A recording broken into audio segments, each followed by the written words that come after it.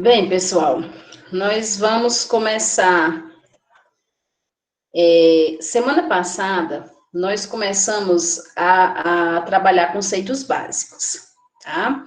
E daí nós começamos com as alterações da senso-percepção, né? Ele foi removido, Wesley? Ah, Jesus.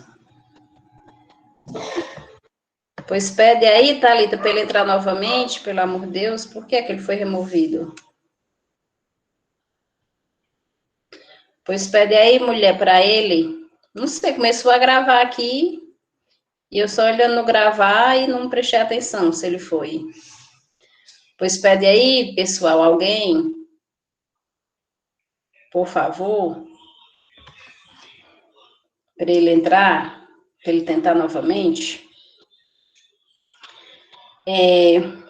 Então, semana passada, nós falamos, né, sobre as alterações da senso-percepção, onde nós falamos sobre as alucinações e sobre as ilusões.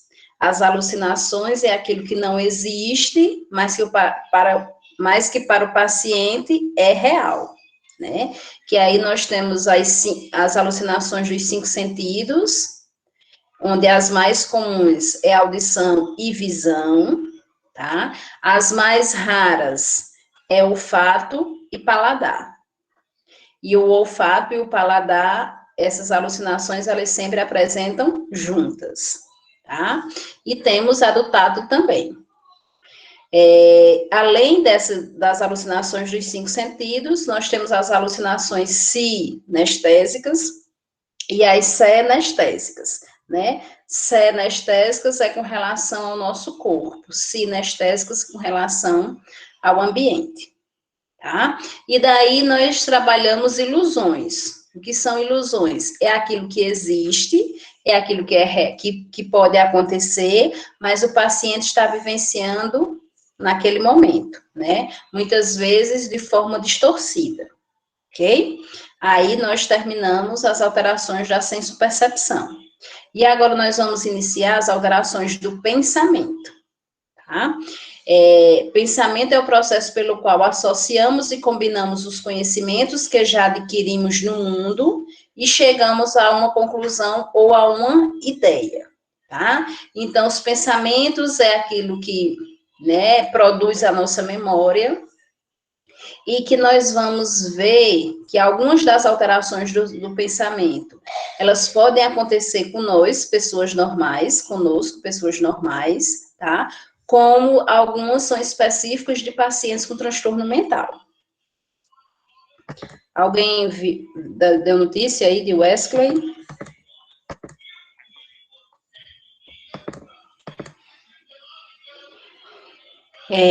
E daí, nós temos os tipos. Mandou mensagem? Obrigada, viu, Thalita? E daí nós temos como alteração do pensamento as alterações do curso do pensamento. O curso do pensamento, pessoal, é a forma como esses pensamentos chegam na mente, tá? Aí nós temos algumas alterações. Como exemplo, aí nós temos aceleração do pensamento. É quando o paciente, ele pensa muito rápido, tá? A aceleração do pensamento é quando uma ideia, ela vem logo seguida da outra. O que vem a muitas vezes trazer complicações para esse paciente.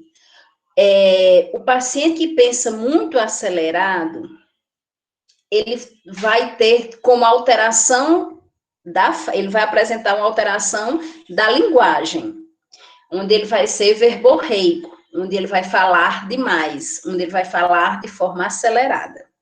Muitas vezes, o paciente que apresenta aceleração do pensamento, ele vai apresentar fuga de ideias. O que são essas fugas de ideias? Também são alterações do pensamento, nós vamos ver mais na frente.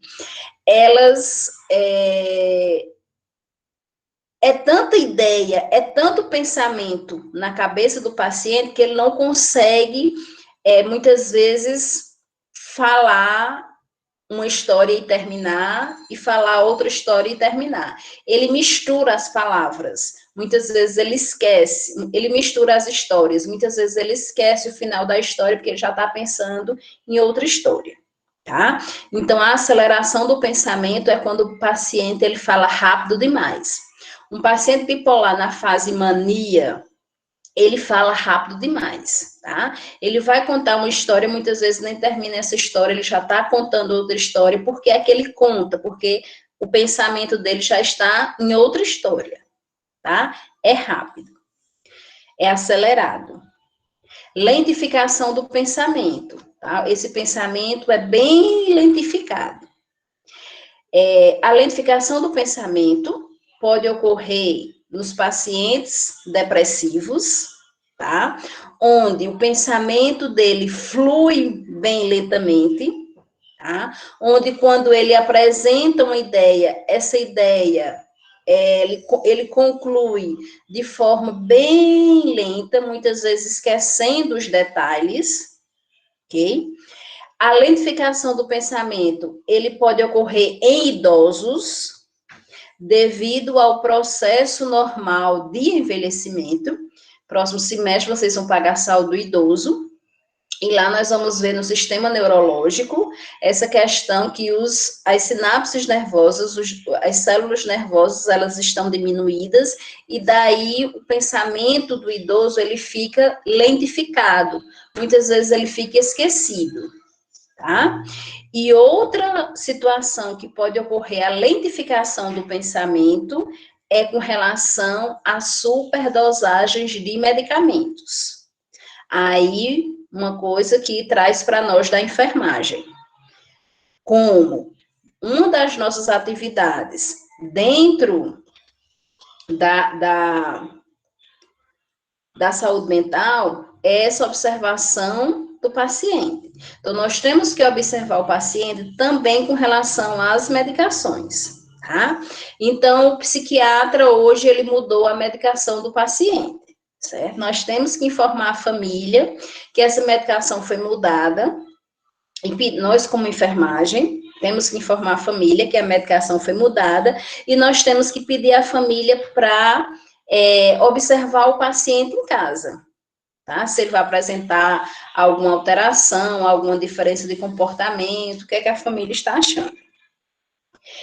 Como nós vamos também observar esse paciente no CAPS, se ele for um paciente que fica conosco, tá? E daí, algumas vezes, o familiar, ele pode chegar e dizer que o paciente está falando que ninguém entende. Eles usam até a expressão de tá com a língua embolada. Não sei se vocês já escutaram falar essa expressão, já escutaram essa expressão aí. Aqui nós escutamos, né?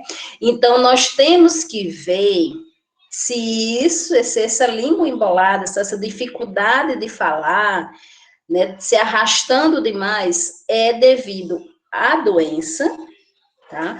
Ou é devido a superdosagens de medicamentos. Porque se a gente identifica que é devido à superdosagem de medicamentos, nós temos que levar esse paciente para que o psiquiatra reveja essa medicação dele, porque está em altas dosagens. E nós não queremos um paciente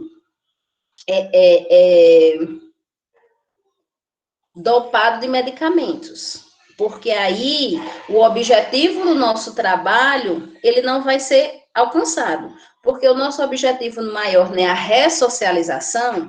Como é que a gente vai ressocializar um paciente se ele está dopado de medicação, tá? Se ele não consegue se expressar, se ele não consegue apresentar uma vitalidade, ok?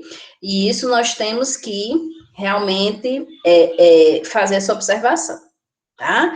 Então, nós temos aí a aceleração do pensamento, que é quando o paciente, ele pensa rápido demais, consequentemente, ele vai falar rápido demais, e nós temos a lentificação do pensamento, que é realmente uma dificuldade em, muitas vezes, externar as ideias, tá? Uma história que ele vai falando de pedaços em pedaços, tá?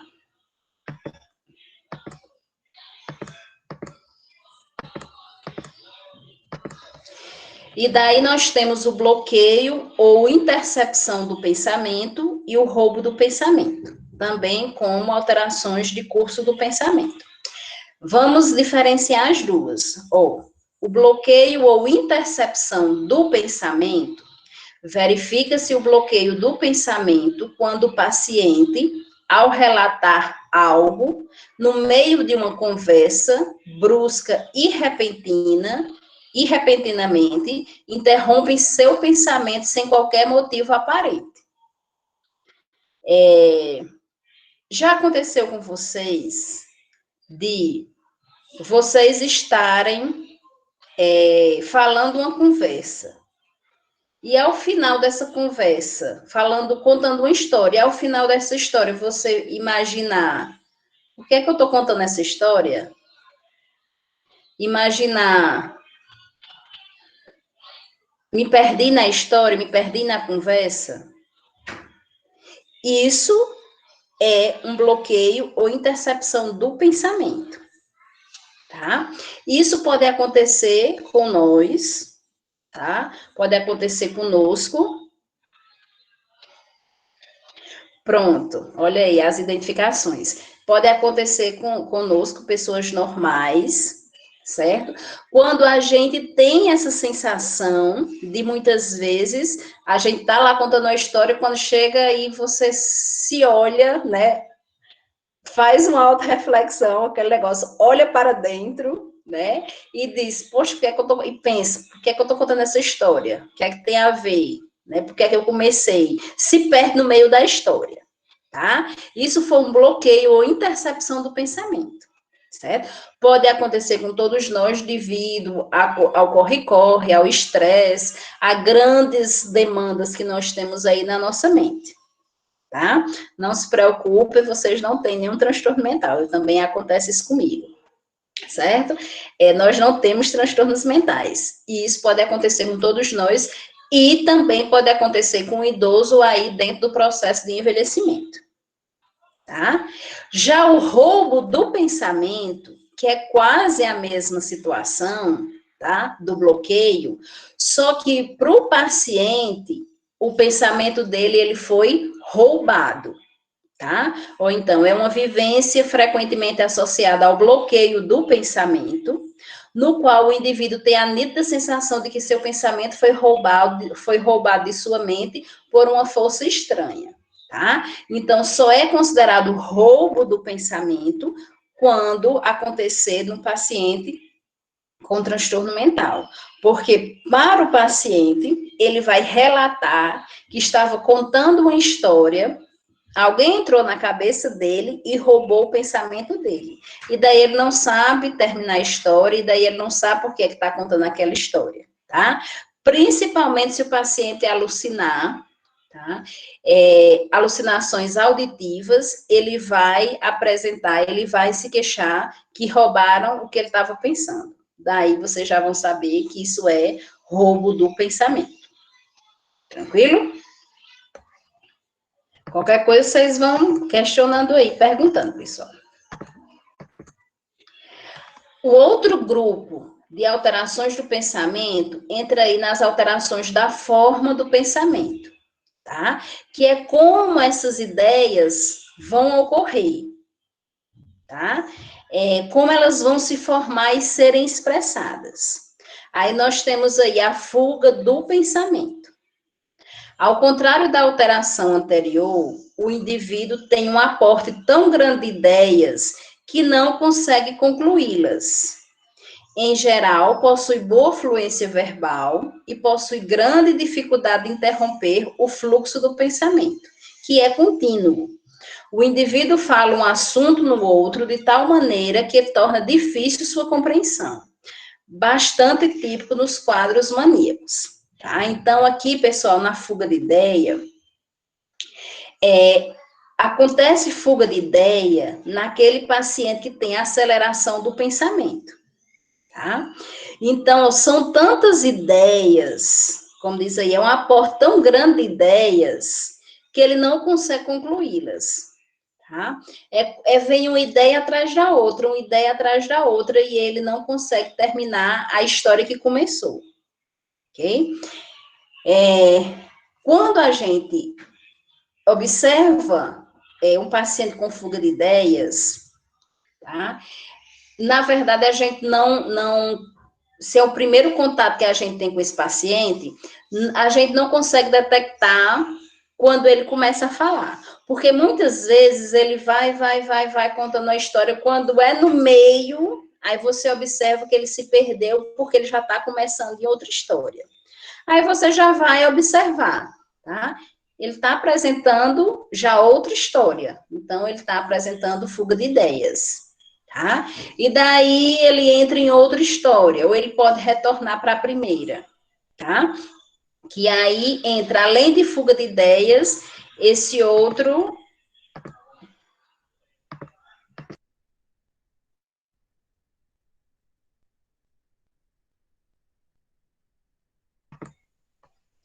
Que entra aqui, tá? Essa outra alteração, que é a dissociação do pensamento, onde os pensamentos passam a não seguir uma sequência lógica e bem organizada. Tá?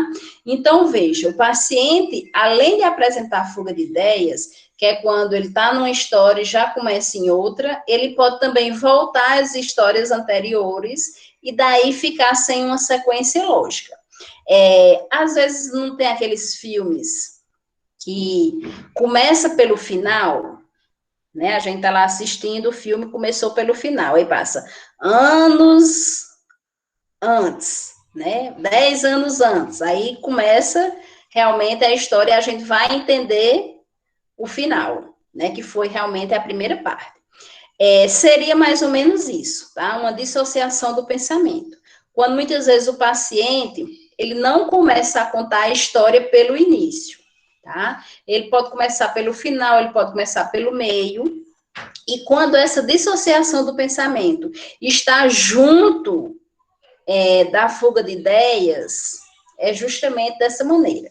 Ele começa a contar a história A, antes de terminar a história A, ele já entrou na história B, antes de terminar a B, ele já entrou na C, mas no meio da C ele voltou para A.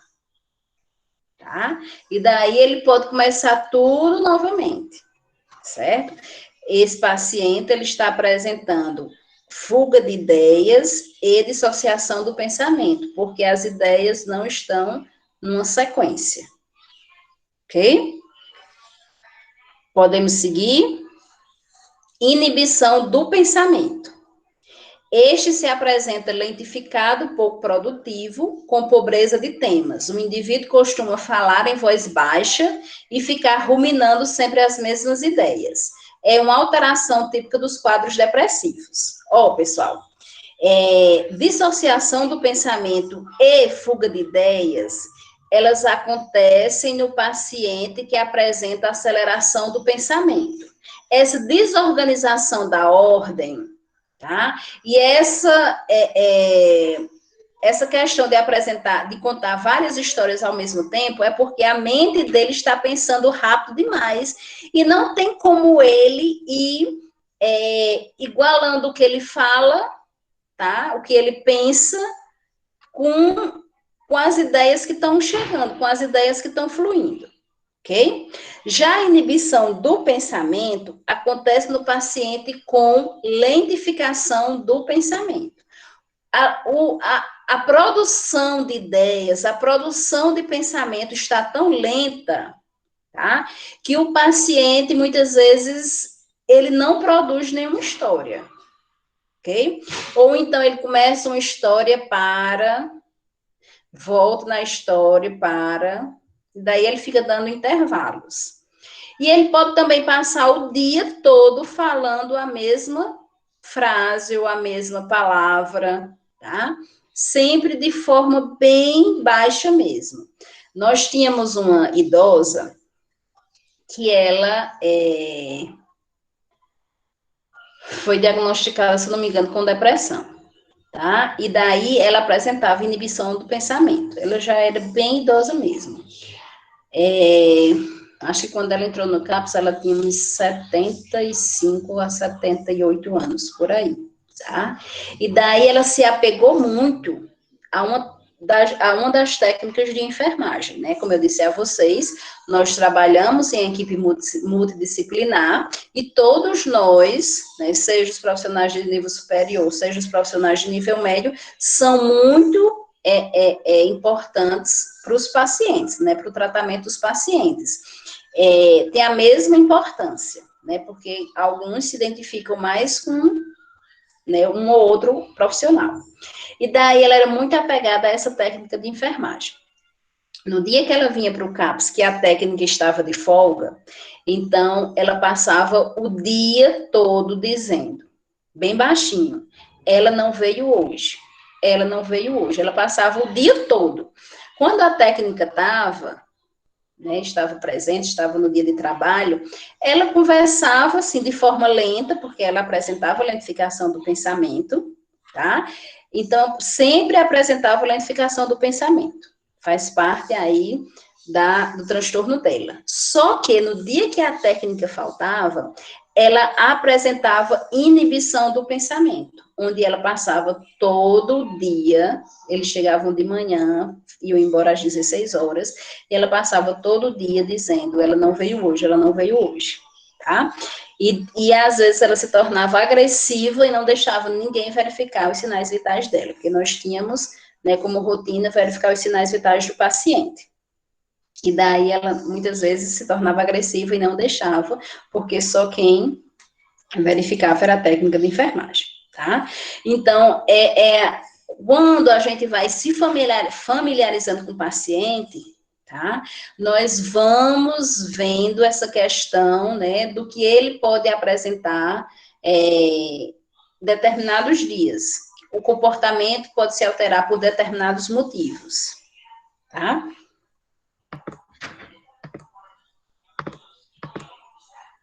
E daí nós temos a desagregação do pensamento, certo? A desagregação do pensamento, ele acontece em pacientes esquizofrênicos. É quando o paciente, ele vê uma coisa, vê um objeto, vê uma pessoa, e ele fala coisas desconexas, tá? Que não tem nada a ver com o objeto que ele está vendo, tá? A conversa dele é toda desconexa, não tem nenhuma coerência, tá? Então, ocorre quando o paciente constrói sentenças corretas, muitas vezes até rebuscadas, mas sem um sentido compreensível, fazendo associações estranhas, que é típico da esquizofrenia. Exemplo, a seguinte frase: se você gostava de jaca, por que roubou minha bicicleta? Tá? Então, você veja que ele está falando nada com nada. E muitas vezes o paciente está olhando para um objeto, tá? E ele não consegue falar algo associado àquele objeto, tá certo? Isso é desagregação do pensamento, tá? E para encerrar as alterações do pensamento, nós temos as alterações do conteúdo do pensamento, tá? Que é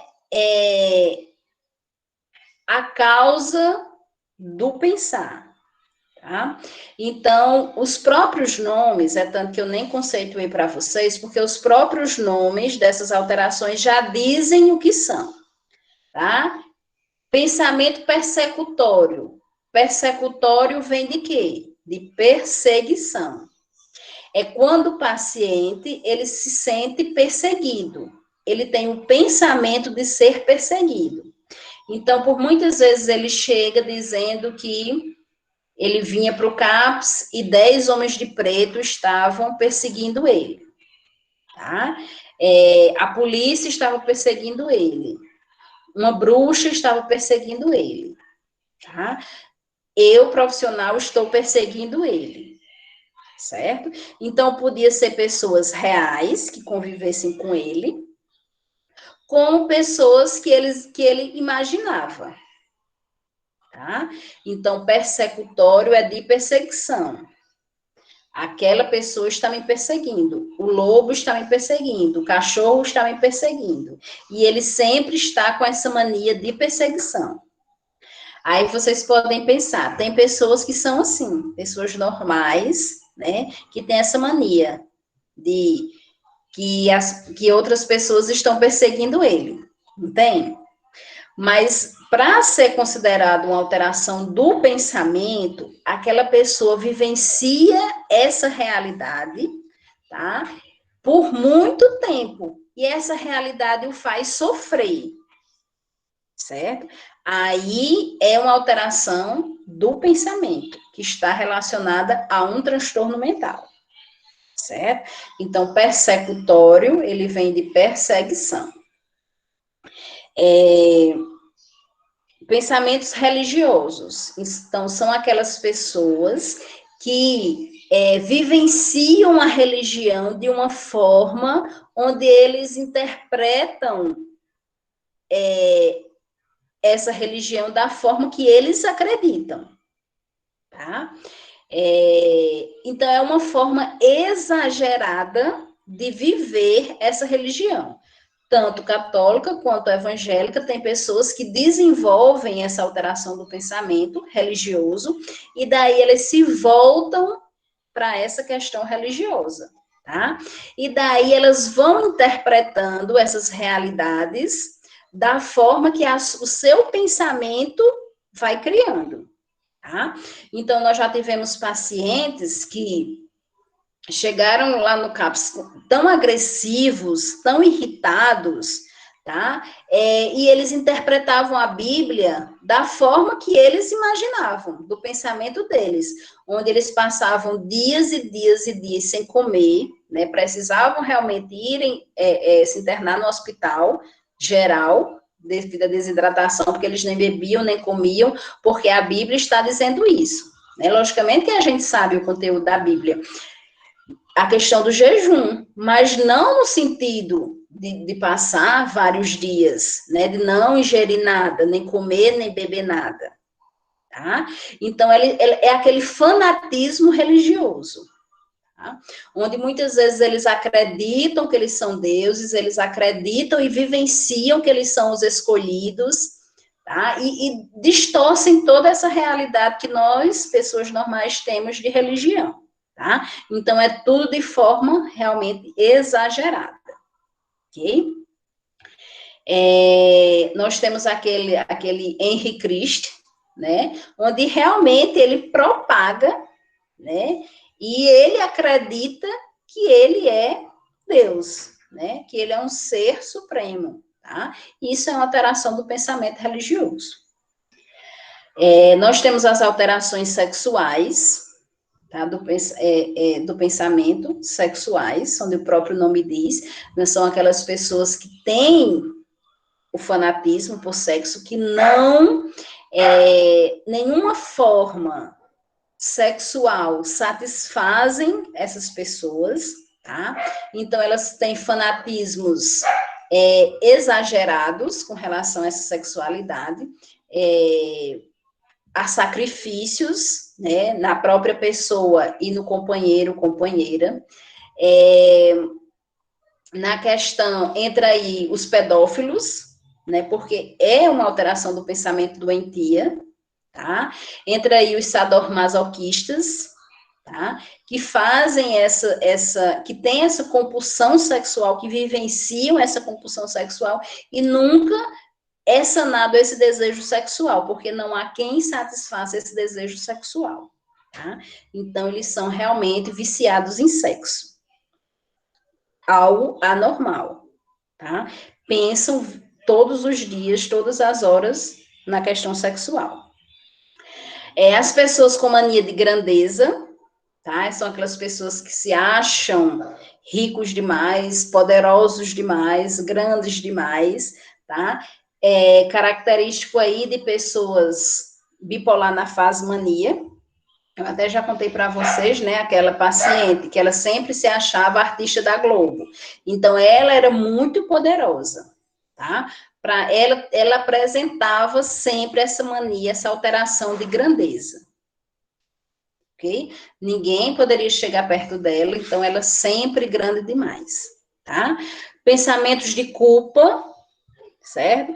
Aí, quando a gente imagina esse pensamento de culpa, de grandeza tem muitos, né, Aureluce? Mas entra aí a mesma coisa da questão persecutória, né? Muitas pessoas também se sentem perseguidas, né? Mas veja que isso é sempre exagerado demais.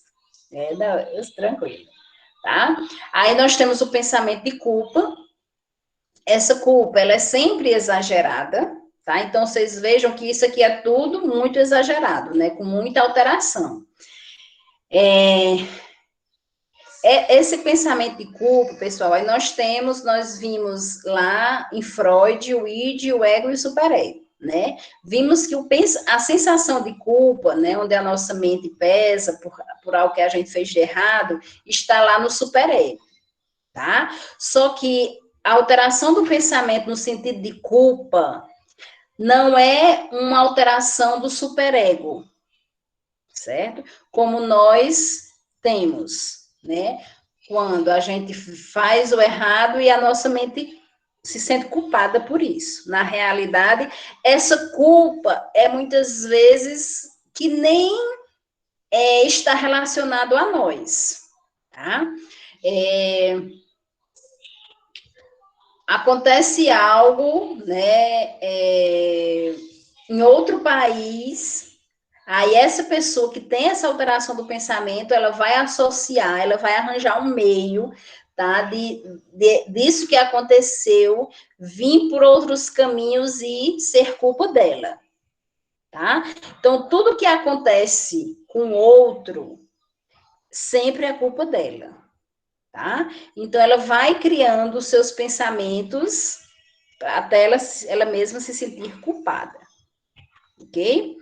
E nós temos os conteúdos hipocondríacos, tá? Hipocondríaco, nós sabemos que é aquela pessoa que tem mania de doença, tá? Ela não tem nenhuma doença patológica, ela não tem nenhuma doença física, na verdade a doença dela é mental, onde ela cria uma dor, tá?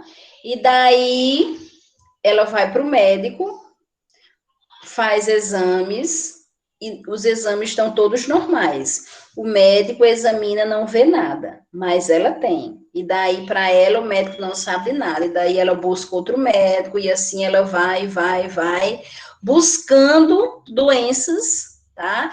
Que estão, na verdade, na cabeça dela, né? São psicossomáticas. Ela sente no corpo, mas todas criadas pela mente. Ok? Onde ela busca tratamentos, busca consultas, busca médicos, né? Faz exames e na realidade não tem nada porque tudo está sendo criado pela própria mente. Então, aí, conteúdos hipocondríacos, conteúdos doentios, tá?